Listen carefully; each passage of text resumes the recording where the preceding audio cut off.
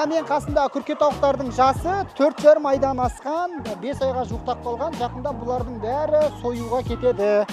Баяғыда біздің бала кезімізде көретін күрке тауықтардың басы қызыл болатын, естеріңізде шығар, иә? Мына күрке тауықтардың басы көк екен. Бұл күрке тауықтың басындағы осындай түстері бұлардың жаңағы қозуына қарай, ашулануына, мінез құлқына қарай өзгеріп отырады екен. Егер де мына жер ыстық болса, бұлардың басы қызарады. Ашуланса, басы қызарады. Мына басындағы жалбырап тұрған терілері үлкейеді екен. Сосын тағы да күрке тауықтар шегінуді білмейтін құс түріне жатады дейді. Бұлар бір-бірімен төбелесіп қалса, бір-бірін қан жоса, дал-дал қылып, өлімше халге дейін жеткізеді мыс.